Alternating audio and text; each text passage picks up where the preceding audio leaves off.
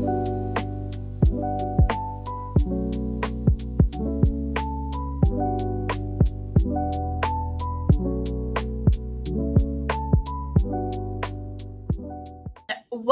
to the Renewing the Mind podcast. Before we start jumping into Bible studies and into the Word, we wanted to quickly introduce ourselves a little bit more by first speaking through how we met, then why we're doing the podcast, and what ultimately led to us leaving the church. So for context, all four of us were part of the same church affiliation, but in different church bodies. And as my husband and I were in councils and getting close to leaving the church, my husband found Angel's husband on Instagram, and really everything that Mike was saying about what was going on at the church really resonated with my husband. Not gonna lie, it was a little bit frustrating because I was trying to say very similar things to him, but I was really grateful that he had found something that resonated with him. And after connecting with Mike, we connected with Angel, and Angel and I started talking about a Bible study. As Andrew left the church, he was reaching out to all of his friends who were in the church to warn them, and people who had left the church. And one of his friends who had moved and left our church body was Alma's husband, Joe. So they reconnected, and Joe mentioned that Alma would be interested in a Bible study. So we all connected. During all this, Angel was kind of like the center of everyone sending all information. So I was following her page and came across Hannah's video, and I was like, ooh, I really like that. And I would love to do a similar video because it was so balanced and responsible. So during this time, Angel, Alma, and I were doing Bible studies, and we invited Hannah to our Bible study. And it was just such a natural connection that we all had. And as we were talking about what people need when they leave high control churches, we thought, given our different perspectives coming from different backgrounds and different church bodies, that having a Bible study and really like grounded in the Word way to walk through not only the patterns that you see, but also what to do once you leave would be really beneficial. So that's what made us start the podcast. Before we jump in, I would love to go around the room and just talk a little bit about what you're hoping to get out of the podcast or what makes you interested in doing it. So I'm going to start with you, Alma. So for me, the goal with this podcast is just to spread awareness and build community. I feel like it can be very lonely, like leaving a church or organization that, your whole life was built about. With this, I just want to build like the platform to like, have like a community of people who could like share their stories and just feel comfortable in knowing that like the journey to like self-discovery, because that's what I kind of feel like it is. It doesn't have to be alone. It doesn't have to be a situation in which, you have to struggle in silence. Community is everything. And I'm big on like, it takes a village, not just for kids, but just for us as humans. And so I would say that would be my goal for this podcast, just to spread awareness and hopefully build a format where people could just continue to grow and share stories with each other. I guess, would you like to go, Angel? Sure. My goal for the podcast is to create a space where the women that have went through anything similar to what we've been through have a space to come to and express whatever it is that they've been through in any kind of similar organization that we've been through. It's a lot. It's a lot of isolation. It's a lot of separation, kind of what Alma said. And then it's a lot of feelings that we don't vocalize enough. I'm really big on mental health and speaking out and having, a sister or a friend to talk to. And so I'm hoping that we can be y'all sister. We can be y'all friends. Y'all can see yourselves in us and maybe relate to some of our stories and maybe share your own story.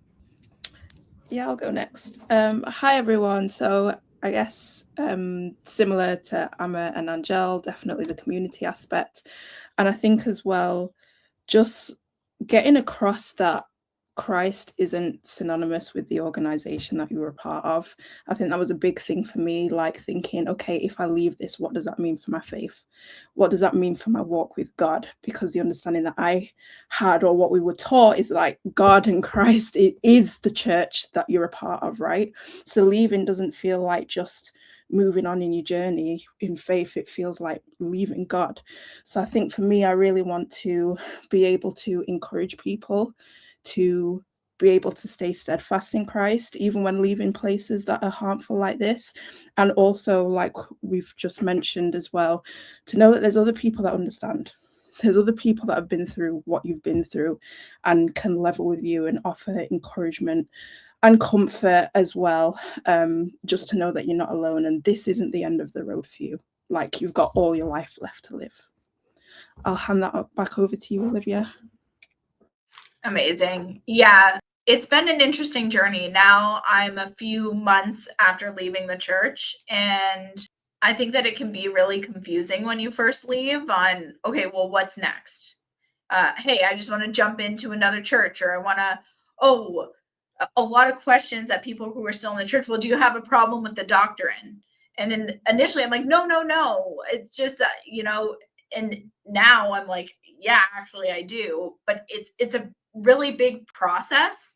And in the church, you kind of feel like, or I felt like I outsourced a lot of my rational thinking. And I am hoping that through this podcast, even if we don't agree on things, because I think we're all processing and reading the Bible now, together with our husbands, with other Bible study groups. And I'm hoping that we can empower both men and women, but particularly women, because we're all women, on opening the Bible for themselves and drawing closer to Christ and knowing that they can read scripture too, really, at the highest level. And I'm looking forward to the conversations that come out of it, because even the conversations that we've had behind closed doors have been so interesting to me. I'm like, something I maybe feel really strongly about, and then someone else is like, I'm not sure. And then it's like, yeah, you're right. And figuring out like what's important and what's not, and what does Christ actually say, and where is Christ in all of it? So I'm hoping that we can get into some like really deep conversations like we have in our Bible studies and open that up to the broader community. That is a little bit of what we're trying to get out of the podcast. Now, I know everyone has the question of, okay, well, why did you leave the church? The church, or high control institution that we came from, it's funny because they always used to say, I would hear it on broadcasts, I would hear it at my church, that the biggest reason why people leave is offenses. And I never understood what that meant until I left the church, which is funny for my personal story. I know not everyone had the same story as me. But I do think that the audience is likely wanting to know why we left the church, to really like more test our credibility. Like, hey, are we just leaving because, we're petty, So with that, actually, Hannah, I'm going to pass it to you first. Okay, cool. So where do we start with this? So I think for me, it definitely wasn't, it was a bit of a slow burn, if I'm being honest. And I think for a lot of us, that's kind of the case. Like, things are wrong for a while, you're kind of picking things up, but you're kind of taught to, suppress that discernment that God is actually giving you to keep you safe, right? And I was just starting to notice a lot of things in terms of how the congregation was treated, the sort of things that were being taught, and what was the focus. It was a lot of us versus them, or how we're better, we have the truth, everybody else is deceived. There was a lot of talking about other religions and other groups. And I remember just thinking, like, how does that help me become a better believer? How does that help me become a better follower of Christ, focusing on how everybody else is doing things wrong. That doesn't make sense to me. So it was over a few months or even a couple of years, really, I started to get really fatigued with even going to church. And my husband always used to be like, you know, babe, it's a Sabbath, like we can't forsake the assembly. But my spirit was just like, I'm not feeling this, and I don't know why. I'm just not feeling this. None of this is making any sense. So I was also noticing there was a marked lack of care for the community. So I mean, as in our own body and as well as the wider community. So it'd be things like people would be disappearing and be going through really hard stuff and no one would check up on them. Leadership didn't seem particularly interested. So I used to try my best to try and help and be like, you know, maybe we need a tracker and we can keep on top of attendance and see if there's anyone who might need outreach and might need care. So, you know, I did that off my own back and kind of handed it over, and that fell by the wayside. And also just starting to read for myself and just asking, what would Christ do? Like, what would Christ actually do? Not what is everybody telling me to do? What would Christ do in these situations?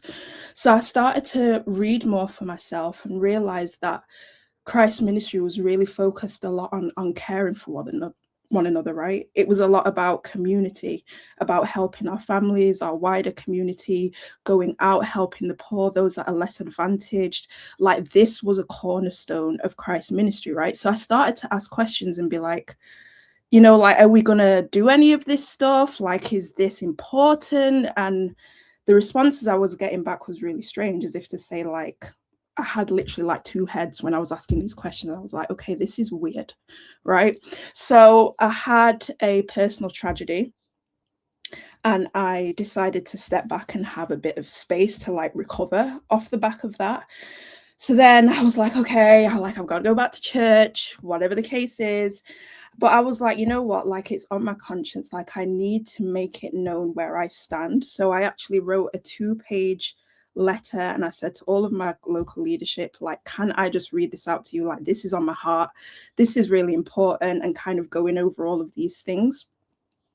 And it was wasn't really received. It was kind of like it was listened to, and I could tell it was going in one ear and out the other. And I was like, you know what, whatever they decide to do with it, at least my conscience is clear before the Most High, right? So it got to a point where I was just like, you know what, I'm not feeling this anymore. Like, I need a proper break away from this place and just to figure out what the hell it is that I want to do. And like I mentioned before, other people would disappear and no one was at all bothered about where they went or what was going on with them, right? And I just sent a respectful message through my husband to say, listen, after everything that's happened, like, I need to step back for my healing, for my own peace, and because of the long-term reflections on ongoing concerns that I've already shared with you guys. And off the back of that, it was like all hell broke loose. And I said to my husband, I'm like, I don't know why, but I feel like they're going to panic. And he was like, no, it's going to be fine. Like, nothing's going to happen. They'll just accept it. It's not going to be a big deal. And actually, a point that I completely forgot is that I'd left working for them before this as well, because I was sick of how they were treating me. So I'm going to go from came back, wrote the letter. Yes. Yeah, came back, wrote the letter. And before this, I'd actually was really involved with helping out the US part of the church with the graphic design, the website design, marketing materials, all of this kind of stuff. And I was just noticing that the way that they treated people that were also helping them in that way was also not right. There was a lot of expectation to just drop everything at the drop of the hat. There was no consideration for the fact that people had their own lives and things going on. And bearing in mind, I had just gone through a personal tragedy as well. So I came back, said, hey, like, after this point, I'm going on holiday because I need a break.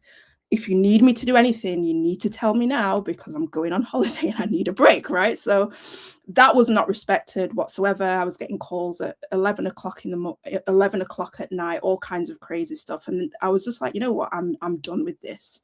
I'm absolutely done with this. This is ridiculous. Like, there's no way I could contact you like this when you're on holiday. So I don't know why you think it's appropriate to do it to me after everything that I've just been through, that you're all aware of, right? So I quit that. Then after a little bit, I came back and I went back to church. And then this is where I shared my letter with all my concerns with my local leadership, which didn't go anywhere. I also followed up by sending a copy to them all by WhatsApp, so they all had access to it. And it was nearly 2 months and I hadn't heard a single thing. No follow-up. No one was clearly interested. And I was like, you know what? Like, I actually need a break from this. I need to figure out what the hell I want to do, because none of this is making any sense, right? None of this is making any sense. So at that point, I said to my husband, yeah, listen, this is what I want to do. And he was like, you know what, fine. If that's what you want to do, that's fine. And I said to him, I don't know why, babe, but I feel like they're going to panic. And he was like, no, it'll be fine. I'm like, I'm telling you, they're going to panic. And that panic they did. So he let them know on my behalf. And there was calls. People got sent to our house under false pretenses. My father, all the way over 3,000 miles away, was getting contacted who had nothing to do with the situation. And I was just like, what is actually going on here? Like, this is absolutely crazy. This is crazy. So I was like, you know what? There's something really wrong here. None of this resembles Christ. None of this resembles the Bible. There's something seriously off here. So I kept digging and reading more. And then I just came to the conclusion that Christ isn't the foundation of this place. And that's why everything is off. Do you know what I mean? Like, none of this is making sense because Christ isn't in the midst. That's why. So I said this to my husband and I was like, you know what? I'm going to leave. Like, I've had enough. And he was fine. I let the bishop that I normally speak to know that I was going to do this. And I just got a long message back. Why didn't you contact me directly instead of your husband? Which was weird. I'm like, what does that even mean? And then lots of like weird guilt trippy stuff in the message. And I just said back, I was like, this message has just confirmed that leaving was the right thing to do. And then I just blocked everyone. Hearing through the grapevine, Hannah's crazy. She's lost her mind because of this tragedy that's just gone on. And I was like, you know what? Praise the Most High that he opened my eyes when he did, and that I'm away from all of this. So it wasn't just a singular straw. It was a lot of things that happened over time that led me to the conclusion that Christ wasn't in the midst, and I had to follow him over man, essentially. And I just decided to make that choice. Thank you so much for sharing that. I think it's interesting how you move through having some experiences, but then also doing your own research, which and then ultimately it all coming together. Because honestly, when I saw your video, when did you post your video? Was it before? It was after? It was after I left. It was a couple of months after, I think. Oh, yeah. Wow, that's great. I mean, I just feel like, because I saw your video like as I was leaving, which I found really helpful, because growing up Christian, when I heard some of the things that you were questioning about the doctrine, like those were the questions I had coming in. So it was just, I found it really interesting. Thank you. Now, okay, who wants to go next? I'm looking at Angel. I'm thinking of going backwards. So, Angel, do you mind sharing the straw that broke the camel's back? But definitely give us some context, because you are also a prominent figure at your church. Yes. So for context, my husband, because I was married into the church, my husband was like a son to one of the main leaders in this organization. And so I experienced like a VIP kind of life within this organization, where people would give me gifts and they threw me baby showers, and they would constantly check in or ask me for scriptural insight and different little things like that. Whatever they needed or whatever, they would feel like I was somebody that they could trust because of my husband's position in the church. With that, of course, with to whom much is given, much is required. So I was told to be perfect para, and I could not mess up. I couldn't be involved in any kind of like gossip, anything close. Oh no, And so I lived like that. I lived like that for 10 years, with just making sure I'm already like a genuinely kind person. I listen and I'm empathetic, but it was like another level. Like, and if you're not at that level, you're going to cause all of these women to go to hell.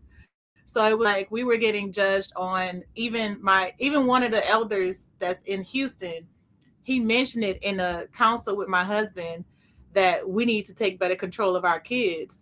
And my husband had to be like, stop, hold up, you're crossing the line, because they were fussing with him about something, but they brought it up. But I already knew that because I had been a part of it for so long. So I'm in the church and I'm like, sit down, be quiet, to my kids. I'm not even enjoying the lessons because I know everybody's looking at my family as the perfect family. So with that, we started seeing, again, these women started speaking to me and telling me things, and it's from congregations all over. And I'm hearing, the main thing I saw that started being an issue for me, which I don't even think I share with you guys, is the depression amongst the women. The women are so depressed. I'm finishing a degree in psychology. Like, I'm really, really big on mental health and talking to somebody. Again, like I said, why I wanted to do this. I think we have to speak it out. If we don't, it eats you up from the inside out, and you don't realize it, but it does in so many different ways. And so these women, like one woman's house was filthy, filthy, filthy, filthy, filthy. Her car was filthy, filthy, filthy, filthy. And at the time, I was on my high horse, and I'm like, ugh, she's so trifling. Like, I never told her that, but in my head, I was like, oh my God, like, who lives like this? Coming out of the church, I realized the girl was depressed. And so coming out, and I just started seeing the women just fall apart. Like, I've seen women hair fall out. I've seen women gain enormous, amounts of weight. I've seen women lose, lots of weight. I've seen the joy that I saw in their faces when we would see each other and greet each other. It became forced. And so I'm looking like something is wrong. And then on top of that, alcohol is involved heavily. Like, a lot of the women would get together and sneak alcohol to each other, and the men would drink, before class. Yes, leaders. And I'm just like, this isn't right. Like, it just started being very apparent that, like Hannah said, Christ is not in this. And so I got sick. I'm epileptic. I deal with seizures. And my body just kept shutting down. And it specifically kept shutting down when I went to the church, to the point where one of the times I pushed myself to go to the church, I ended up not even making it all the way home. I had to call a sister and I said, hey, I pulled over. I'm in the car with the kids. My husband wasn't there. And I was like, I need you to get me. And she came, got me, and I ended up being taken that night. And that's the night that I found out that I was having seizures. And so, but it was so uncomfortable. I would sit there and I would just feel like panic. I would feel dread. I would feel like it was just an overwhelming sense of, it started feeling like darkness there. And I'm somebody, like, I'm big on how I feel and how we feel when we talk to, like all of the energy, for lack of better words. And so it was like, oh, something is dark in here. So we started coming less and less because I kept having the seizures. And then my husband started booking other gigs because he started feeling uncomfortable there. Now, this is a place that we felt like was home, like more than our own home. And all of a sudden it was a darkness. And so we started coming less and less. As we came less and less, I ended up in the hospital. I was in the hospital for a full week. Didn't know if I was coming out, whatever. I told my mom had drove from New Orleans. I told my mom, you're not going to be able to really be here. Like, the leaders are going to come. They're going to keep coming. The church people, they're going to keep coming. Like, and I may have had 3 people visit me. I was in the hospital for 7 days, and I had like 3 people, and then people that I didn't even expect to come. Like, one of the sisters I had barely even spoken to, she was like, I had to come. I didn't care if you was going to let me in or what, and I was just like, wow. Like, so I ended up finding out from one of the leaders' wives. She said, oh, well, we didn't really come because we hadn't been seeing you at the congregation. So kind of like you, Hannah, like, we've labored amongst each other for 10 years, and at that point, like 7 years. And at that church in the Houston body, it's every day you're talking to somebody, or you're at somebody's event, or it's like we barely went a day or two without seeing each other, interacting with each other. So because you started seeing me less because I got sick, remember, that's why they saw me less, not because I was a demon. I started getting sick, and it was like, oh, in other words, well, we were going to let you die because you're not a part of the church anymore. Like, that's how I perceived it. It's like, what? you know. So I had the conversation because I'm very open, like I said, in my however I feel, I'm going to express it. And everybody was kind of like, well, yeah, we didn't really know where y'all stood in the church, so we didn't want to be involved. And I was just like, okay. So with seeing the women fall apart, literally my body falling apart, my spirit feeling weird, the other women are telling me the same thing, like the church don't feel the same. It feels weird. And my husband and I were still holding out hope because we were still close with the top leader, you know, in the church. And we were like, well, as long as he stays good, you know, because he was like Christ to us. And so as long as he stays good, we're good. And then we started realizing he was getting more and more paranoid. The way he would speak, it changed. I think definitely one of these episodes, I'll go into way more detail because I want to condense it so everybody can speak. But he started changing. And that's when my husband was like, we got to back up. I saw the women fall in. I saw what was going on. I had my own personal experience. And I still felt like, you know, I got to stick it out for Christ. I got to stick it out until we found out that one of the main elders was actively trying to take his children from his ex-wife, their children, and flee overseas next year to where she wouldn't have no contact with him. And not only did we find that out amongst talking to her, it was years of abuse that she had dealt with this little string and pull kind of relationship with this elder, because he had the backing of the church, which when you're a part of the church, that's huge. That's like having it is $1 million corporation. So you have an army behind you.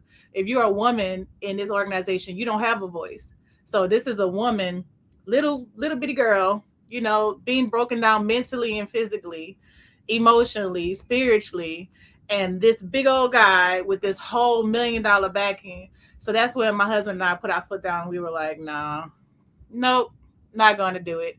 And so initially, the man is supposed to go to the other man. So my husband went to the lead elder. He went to him, and he actually, not only did he shut my husband down, he admitted that he was actively helping that leader get full custody of the kids.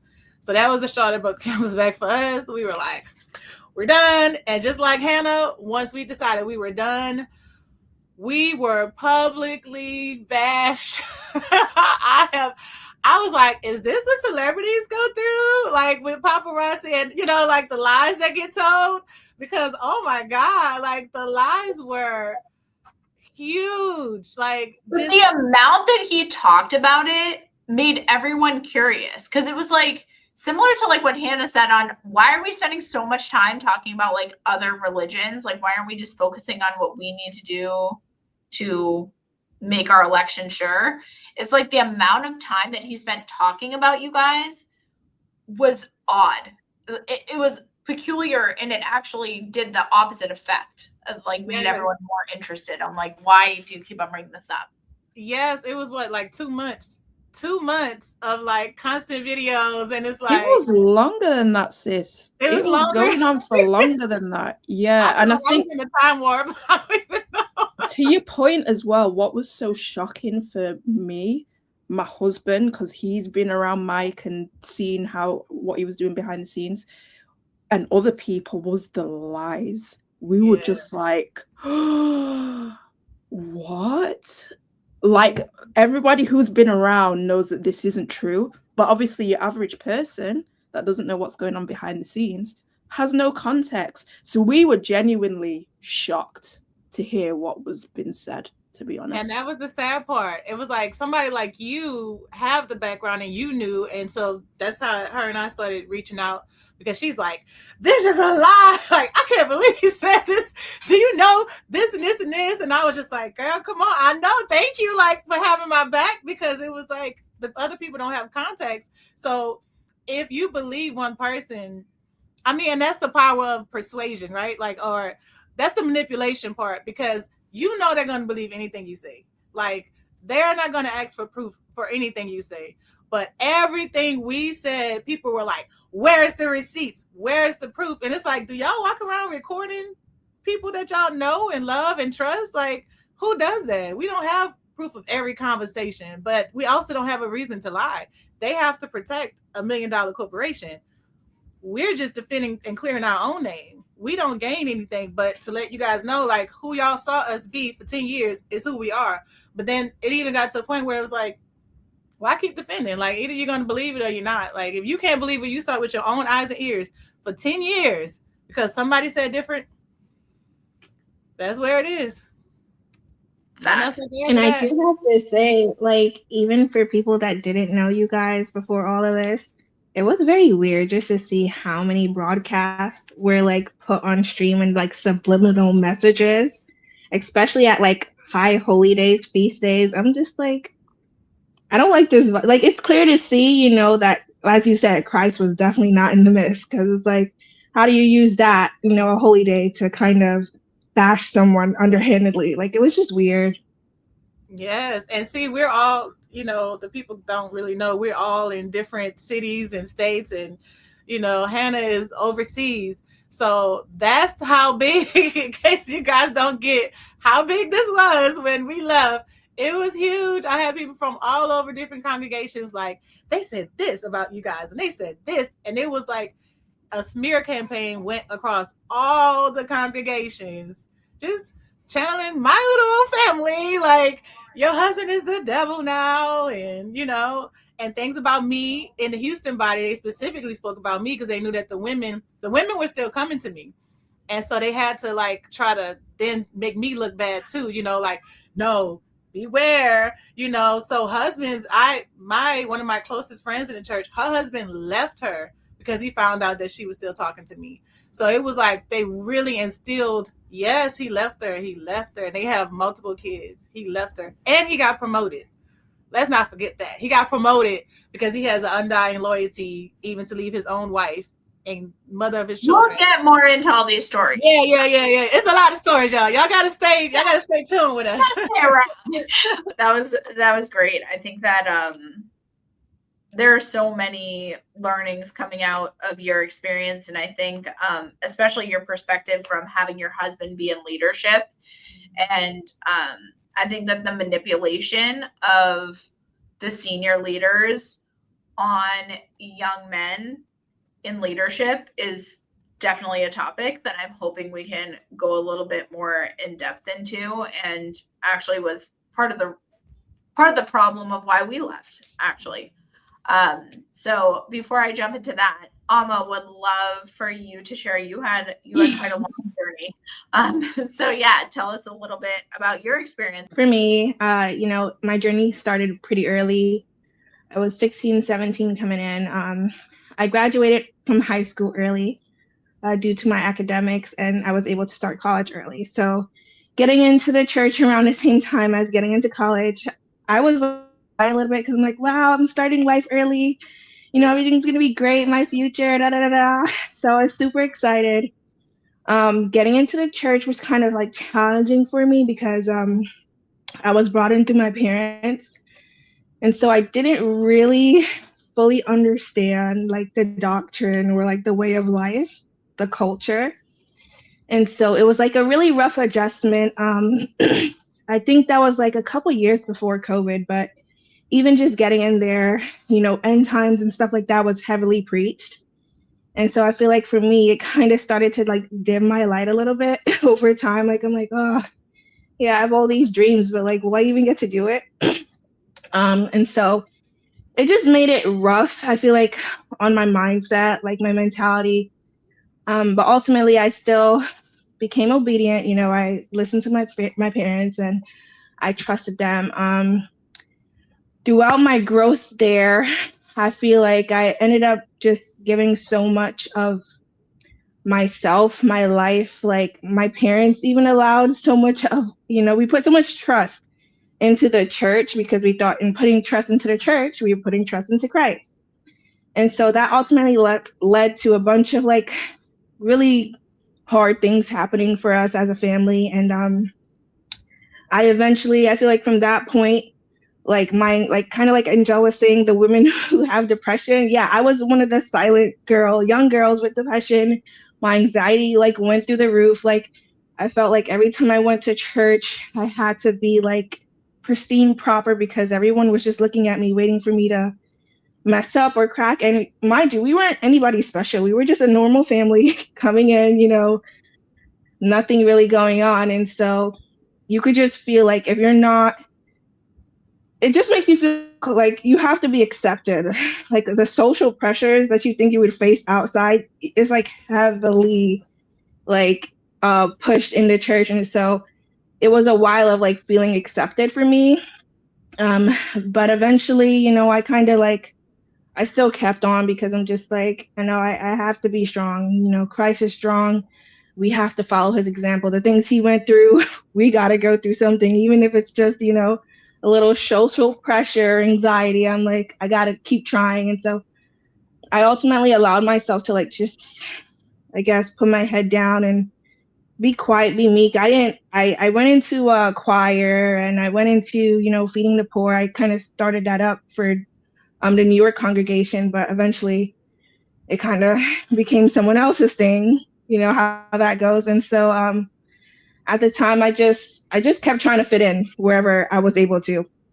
And so that led to eventually me putting more of my life in church instead of like outside, like, college and career and stuff. I'm just like, man, I need to, instead of like going for what I want, I used to do intro to psychology because mental health, like Angel was saying, was a big thing for me.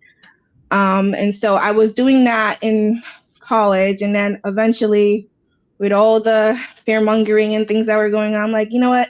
My mom is a midwife. They say they need more midwives. Let me just follow my mom, become a midwife, because look at the body, be fruitful and multiply. That was like the to-go slogan for your congregation. So I'm like, this is where, the Most High will call me anyway. It's running in the family. And so I left my kind of own personal desires with that and kind of chased what I thought the church needed, what I thought Christ needed out of me. And then that just kind of was another part of stripping away my identity and like who I wanted to be. And so eventually, the final straw, I feel like that broke my back, is that basically I met my husband through the congregation. He was in Olivia's congregation at the time. So that's Rhode Island, Boston kind of area. And so we met via Instagram because, at the time, people from like all different camps and stuff, everybody, like, you just becoming a Israelite social group, no matter where you are, whether it's Instagram, Facebook, somehow everybody always find each other. So we met through there. And, once he contacted me, I ran to my parents. I'm like, oh my God, this brother is contacting me. They're like, well, do you know him? Have you met him? I'm like, haven't met him, but he goes to, one of the congregations that's nearby. We're in the Northeast together. And they're like, okay, well, let us know how the conversations go. So me heavily putting my trust in my parents because I felt like, they were my protection almost against anything else, especially as a woman in the church. They were my voice, my power. So I relied heavily on them. I was like, okay, so I gave them updates, whatever. Long story short, my husband then confided into a brother who was in the leadership at his congregation. And he was like, I met the sister. She's in New York.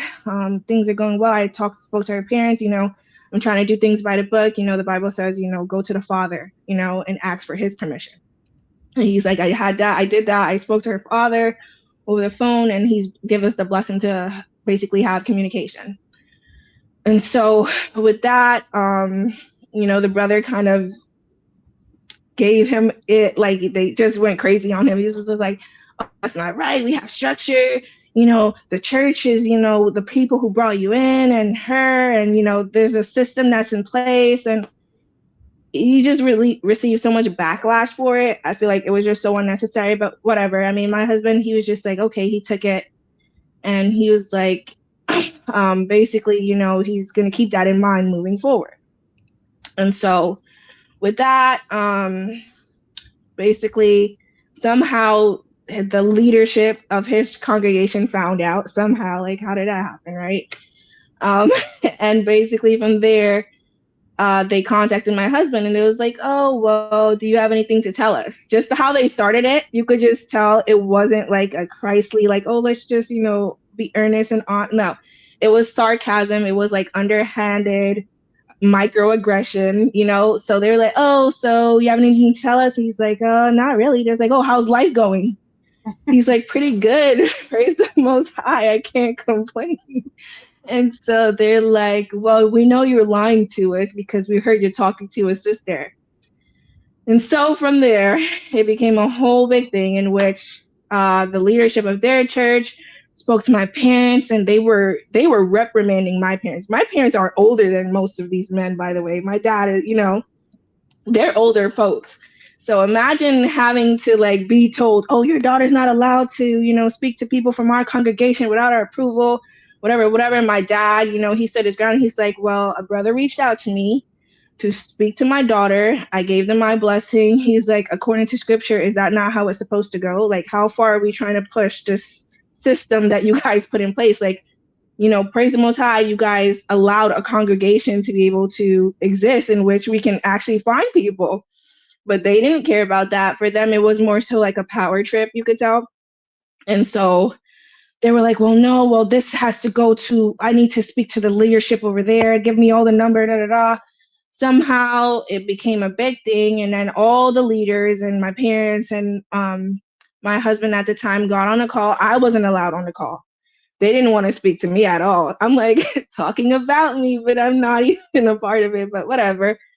And so basically from there, they were like, oh, well, you know, this is not how the church does things. There's a system. We're supposed to be notified. We're supposed to give the blessing. We don't care what's going on, how they met, whatever. That's not how it works. Later, we came to find out that his church had basically someone they wanted for him. So I think that's what was causing a lot of like, you know, their aggression towards me and my family. I know they kind of also talked to him on the sidelines of like, oh, are you sure the sister, that like kind of putting doubt in his mind, you know, about me. And so from there, we were told, because we didn't go through the church, we went through my parents. We were not allowed to talk for like 4 to 5 months. And it was just ridiculous because I'm like, we're now getting to know each other. For most people, that can make or break a relationship, because it's like we didn't have much already to like stand on outside the fact that we were just now connecting. And so I think that just seeing how much, like, I mean, we ultimately respected their wishes because, you know, we didn't want to continue having any more issues.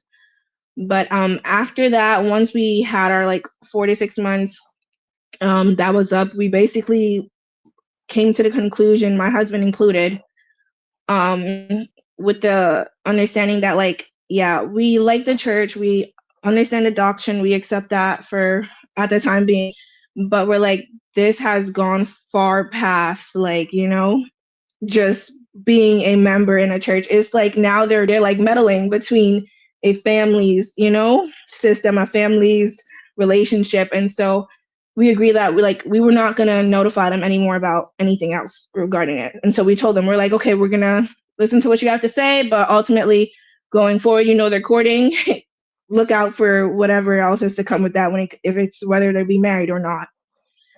And so as hard as it was for them, you know, even though they gave us much backlash about it, they basically had no choice to agree, because it's like, we're taking your punishment. You know, what more you want?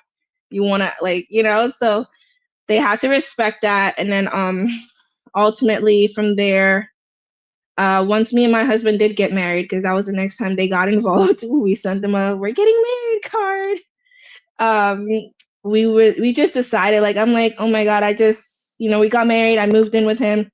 I'm like, just how everything started, it just felt so like hateful to me. I'm like, these people didn't know me.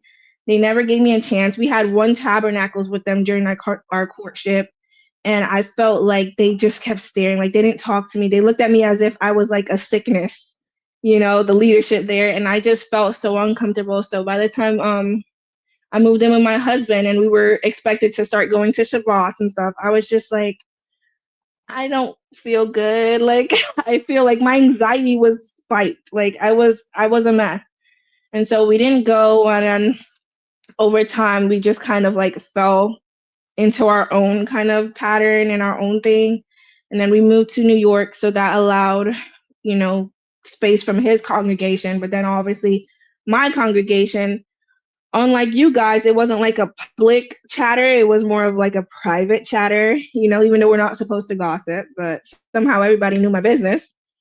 And, it became a thing of like, no one will reach out, but then every now and then, just the one leadership of our congregation at the time, he was a deacon, would be like, oh, what's going on, checking in just to see if we still believe in the doctrine type vibe, if you understand. It wasn't more so like, we want you back or whatever. It was just like, oh, we just want to make sure, you're still trusting God and you don't want to be left out in the streets when the end times come. You need this. And then we just decided that, we were just going to trust God and let go and just, build our own relationship. And so I think I've been out of the church longer than you other sisters, since 2022. And so for me, I'm in a place now where I feel like I've built such a beautiful life and system for myself. Like me and my family, every Saturday we'll have like our, Shabbats. And now we started having a Bible study because things are coming about the doctrine that, we don't agree with. And so we're just relearning and revisiting things for ourselves. And I feel like it's just so beautiful to be able to do that and not feel the anxiety, not feel the hate, not feel the pressure. Like it's just light and love. And I feel like that is where Christ truly resides, in those feelings. And so, yes, that is basically my last straw. Amazing. Yeah. Wow. That was a lot. No, it is a lot. There's a lot to say on that one. But Yeah. I think, okay, I guess I'll hop into my last straw because we want to keep to the point, and we'll get deeper on all of our stories as our Bible studies continue in further episodes. Okay, so I joined the church. My husband joined the church first. And I do think it's relevant that he has like a very calm, kind nature.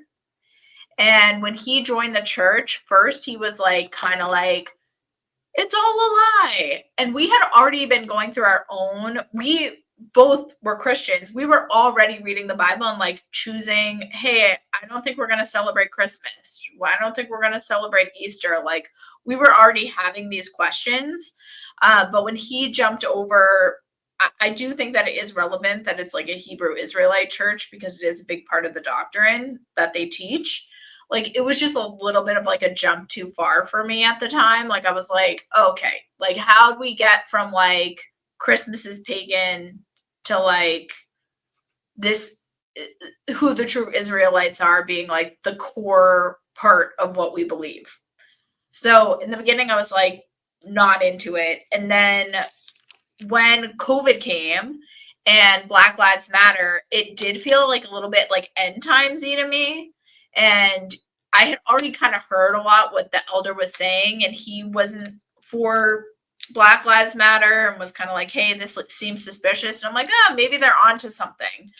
And I think that ironically, a lot of the things that drew me to the church were actually my worldviews, like vaccines and like Black Lives Matter not being totally kosher and not just going with everything that, certain politics are pushing. And I was like, hey, maybe there's something to this. So I came in, I had questions immediately about the calendar. Like the calendar made no sense to me. I had questions about like, why are we using the tetragrammaton? So that's why Hannah, your video was like, wait, I asked all these questions coming in. Like, how did I? And now she's asking them coming out.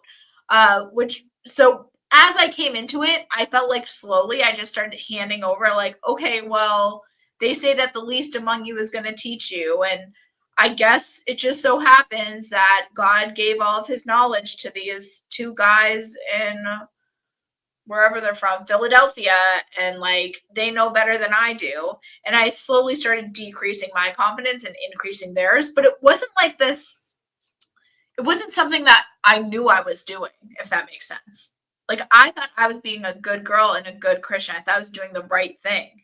Because people always ask, like, I think a lot of times I was operating out of fear that I wasn't doing the right thing. Like, when something felt wrong, I was like, well, there's something in me wrong, thinking that that's wrong. And it's kind of confusing because people are like, oh, well, I'm so sorry that you felt so unsafe in the church. I'm like, no, like, obviously I didn't know I felt unsafe. Like, I would have left if I knew, but I didn't know. I was just confused, if that makes sense. And little things would happen of just noticing patterns. I really hated the end time prophecy stuff. I actually wrote a formal complaint on that. Because I was like, I can't deal with this with my kids. They're like, why are we doing school? It's end of times. I'm like, no, guys, this is not the point.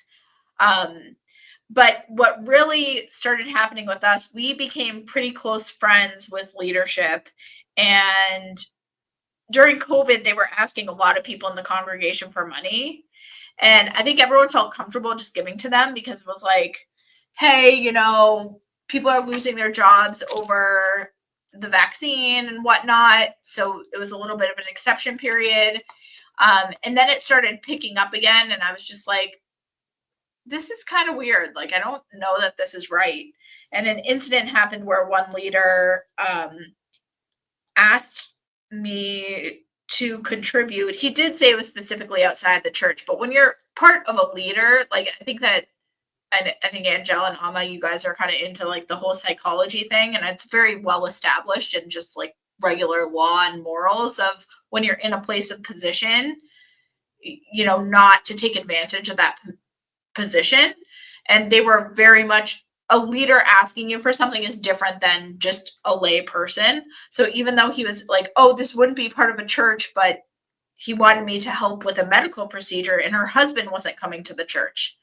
And it was one of those things I was like, well, don't you care where her husband is? Like, I thought we were supposed to like promote marriages. Did we ask him? And then I actually forced a conversation after hearing elders say something about like the order of which money should be given or asked for. It's like the woman should ask the man. And I'm not saying that I agree with this order. I'm just saying that this is what elders said. The women asked the man, then the man asked the, like, their fathers, like the fathers of the family, then the father, and then if the fathers of the family say no, then you go to the church. And if the church says no, then you go to friends. And so I brought that to the leader and I said, I think we should call her husband. So I forced him to get on a call with the four of us, the woman, him, our leader, and me. And we asked her husband, and her husband was like, no, she's had this medical thing forever. We should work as a team to get it removed. And they actually did. They worked as a team. They saved up the money and they got it removed. What a blessing. So then after that, I was like, okay, you guys really should have a process in place. Like, this is all willy-nilly. And I knew I wasn't the only one. But again, I didn't really want to ask other than my really close friends because I didn't want to be named a gossip. So I started kind of having the conversation, but not so much. And then in December, I tithed, and the other leader got my tithe check. And then sure enough, he called me and said, oh, I'm about to get kicked out of my house. I need money. And I said, well, there's a process. And you shouldn't be coming to me. You should be going to church. Oh, it's too late. I'm getting kicked out on Tuesday. I need the money now. I'm like, okay, well then I want to counsel with leadership because like you guys need a process. And he's like, oh yeah, I'll get you a counsel. Okay, great. Sounds awesome. So I give him the money. And of course this is happening with my husband, but like these conversations are happening with me. So then I'm like, where's the counsel? Where's the counsel? Weeks and weeks after, weeks pass. Oh, I'm trying. I'm like, okay. I'm like, where's the counsel? Oh, you need to give a write-up of what you want the counsel for. I give the write-up. Oh, that's too complicated. That's an important note because they don't want complication because they want to control the conversation.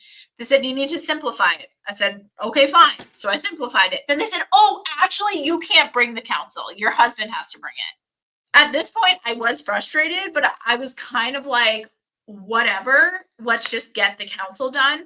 I mean, it's totally not biblical to not let a woman be part of a council. Like, who found Christ when he rose from the dead, a woman.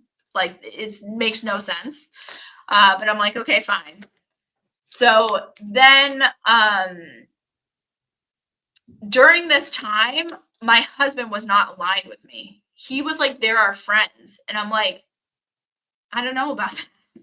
I'm not sure that they're friends. Like, I don't think that this is how friends treat you. Like, I've always had good friends, and like my friends have never done this to me. Like been really slow to pay us back, us having to bother them, like us having to like hound them. Like, they're just not doing the right thing, you know? So I was like trying to convince him, but he wasn't so into it. Then he found Angel's husband's videos, and then he actually was like, elders manipulating the men. So he said elder is forcing these guys, taking these guys, these impressionable men, instead of them starting their lives for themselves and taking care of their first order of business, which is their family, they're prioritizing the church, and their family is getting the brunt of it. So he brought that to leadership. Oh, well, boy, did that backfire on him, because they were like, let's get real. So we were at a holy day, and this was all so this is now like 3 months later, truly. Like, this is how long and in the meantime, the only time I came to church after I asked for this counsel was when our two leaders wanted to talk to us. And they would have a spin around in circles trying to make us feel like, oh, you're just begrudgingly giving. I'm like, what? Like, how am I the bad guy in this? Like, I just want to process. Like, I'm not saying you guys can't get help, but like, we need a process. So they were turning us around. At times I would leave so confused, thinking like I'm wrong. And my husband was kind of like on the fence about it. Then by the time Andrew brought up that they were being manipulated at the feast day, that, again, the calendar doesn't make sense, but on the feast day, they said, I've heard that someone saying that elder like forces us to go to feast days to instead of like taking care of our families or something. Well, I want you to know that when I went to a feast day, elder didn't make me do anything. I wanted to see what God could do, knowing right and well that he had an eviction notice, and then called us in the last hour to pay for him because he lost his job because he went to Tabernacle. So that lit Andrew up. And I was like, okay, I'm like, so at this point, I'm so checked out. I'm like, didn't faze me. I kind of already knew what was going on. So I was like, sure, like, have at it. So he went and talked to them. They still made him feel bad. Andrew ended up escalating it to the elders. And essentially what made us leave was the manipulation of how the elders, they start by thinking we're the good guys. Right after the first council, they narrowed it so much. They're like, X equals X. That's what they simplified the whole thing down to. He's going to pay you back, and he borrowed this much. I'm like, that's not the problem. Like, the problem isn't the money. Like, I don't even need the money back. The problem is the principle of the behavior, and them, first of all, manipulating us and making us feel bad and not handling this correctly, and also them taking their leadership position to take advantage of people who come to church for, like, to be made whole, and instead they're being asked for money and feeling obligated to give to these people. Like, this is so wrong. So it started with them kind of being on our side. We called after the first council. We're like, we're out. They're like, you're not bad. Be patient. And then soon enough, we were already kind of checked out, and they flipped the table on us, and we were the bad guys. And we had to have our leaders on the call while the elders were like, you're bad. I was like, how did we get here? And then we're like, please let us leave the church. That was my last plea to the elder. And then we left. So we did leave because of a council. But I think that what's really interesting on just like how God works was all of this was happening with Angel and Hannah at the same time. And there were like 3 or 4 people that left our church, not all connected. So our direct congregation.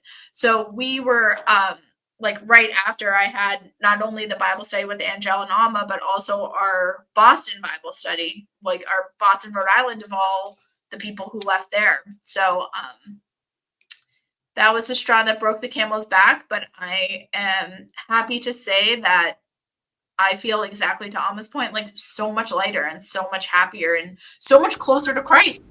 And do you know what's just so interesting in all of our stories is there's this pattern of the congregation trying to do the right thing that doesn't necessarily align with how they want to do things, and then they then flip it, and then they then start to like lay down all of these judgments. And I think what's so crazy about it is knowing, like, after I left, people then started to open up to me, especially like after I put my video out, and hearing all the different stuff that these leadership had been doing this whole entire time, whilst pointing the finger at everybody else, coming down at everybody else in the councils, knowing that they're doing stuff that none of us would have been able to get away with if that ever came out. I was like, yo, you lot are bogus. I'm sorry, you guys are bogus. Like, this is crazy, even to the point that I rang another member of leadership from a separate congregation, and I was kind of like shouting a little bit, because I'm like, I would have been flipping tables. Like, how is this stuff being allowed to happen under your nose? And it's funny because some brothers like reached out to Andrew and were like, well, you know, why are you worrying? Like, we all have issues, like, because we're all trying to process how we got here. Like, there's a whole aspect of process that we need to do, and it is like a messy, non-linear thing. And figuring out how to trust yourself again on just simple decision making, or like knowing character, like, can I trust this person? It's a lot. And someone from the church came to one of our Bible studies and ended up reporting back to the church, and then people ended up showing up at a brother's house like screaming at him, and because they felt, and then Andrew called the brother and was like, hey, like, did you bring this up? And he's like, I just wish that you focused more on Christ and not so much on, like, you know, what happened to you, and like, and we're like, we're getting there, but some of the Bible study that he was talking about was, what's the difference about being simple-minded and having childlike faith? Because they're two very distinct things in the Bible that are very different. And if you start construing the two, you can start getting manipulated. So that was the Bible study. We were bringing out all these stories, and it brought up situations, and people talked what they went through. And I think we have to talk about the patterns, because that's how people learn, through patterns. It's true. And just one other thing as well, it's the same pattern again of, like, when, and I'm sure all of you guys can attest to this, right?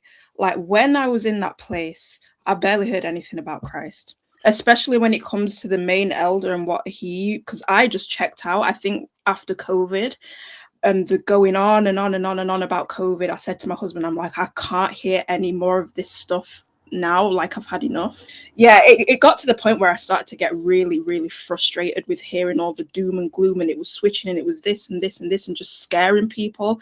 And I was like, I don't want to hear anything more that this guy has got to say. Do you know what I mean? So it wasn't until I was thinking about leaving that I was like, let me do my due diligence. Let me actually go look at what's been going on the past however long that I've been, like, checked out of this stuff. And I was just like, where is Christ? It's the Nephilim, it's the immigrants, it's the abortions, it's the evil women, it's the all of this different stuff. And I'm just like, where is Christ? And I was scrolling and scrolling and scrolling and scrolling, clicking through all the videos. And I was just like, something has changed, because when I came in, which was over 10 years ago now, like, there's no way I would have joined if what was happening now was happening then. And I'm like, what the hell happened? Like, something really did change, you know? So that was another thing that added to the point of Christ not being in the midst. And it's funny, because when you come out of it, people like to say to you, well, you just need to talk about Christ. You just need to talk about Christ. And I'm like, the organization that you're a part of does not talk about Christ. So why are you saying that to me? Do you know what I mean? It's so strange. But anyway, sorry. No, pretty much everything they were Yeah. saying, they didn't do like for us either. Because you're supposed to, they kept saying, he should have came to me. You're supposed to go to your brother with an offense. But it's like after he went to him, like I said, and he was like, leave it alone. And he like yelled at him like a little boy, because that's how he used to talk to him. But, and you know that, Hannah. But after that, it was all of this stuff about us. Why y'all didn't try to have another conversation? Like, why, if that, nothing should have been brought out without us having a face-to-face, if you guys were really trying to live and operate according to Christ. But instead, it was like, oh, wait, he said something? Let me say 27, like, it was just like, y'all shot? Okay, we're going to shoot. Like, I thought we were supposed to be following Christ. Where was the Christ in that? We didn't get any more phone calls. We didn't get any more emails, all of the messengers, Zooms, and all of that. We didn't get any more of that. It was just, okay, now we hate y'all. Y'all the devil. And I'm going to smear your name. So like you said, Christ isn't in it. It would have been handled. We can all, and that's going to be the interesting part of everybody seeing how all of this unfolds, all the next episodes. Everything we see, y'all going to be able to see, like, Christ has not been inside this organization. Like, they try to sprinkle him in a little bit to keep everybody on the line, like, come on, stay on the fishing line. But it's really just whatever the man feel like saying, that's what he gonna say. And right now, everybody's dying because there's an alien invasion coming. And then it's just like, that's what it is right now. It's alien invasion. We'll see what it is tomorrow. Who knows?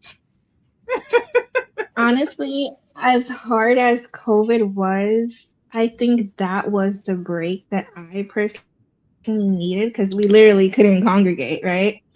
I feel like it exposed to at least my family just how, like, not organized, just how unprepared the church really was. They had zero systems in place. Like, people were panicking. People were not talking to family members. Like, it was horrible. And I feel like as a church, that's, if they're really fruitful, that's when you should see, coming together. That's where you should see the love of Christ. It was gone. And so I was grateful for that aspect of it, because I feel like that was kind of like the wool that had to, raise up over our eyes for us to kind of be like, okay, so they clearly don't have it all together.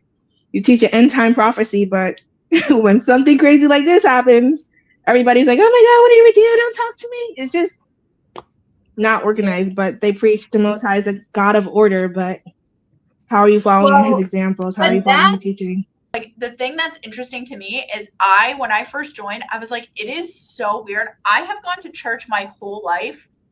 I have never known who's sleeping with who.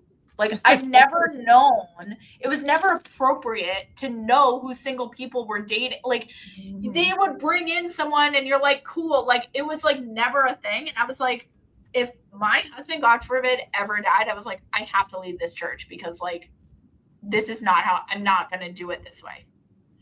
But Andrew kept on saying, like, oh, well, it's because, and it's so funny because, like, the way that they use the whole Israelite thing, like, oh, you guys are like the chosen people, but then, like, they're also like keeping you down by being like, oh, but you need this extra order. Because I'm like, nowhere biblically does it say that you need to, like, report this to, like, these are all like added rules that they added on. Like, this isn't biblical.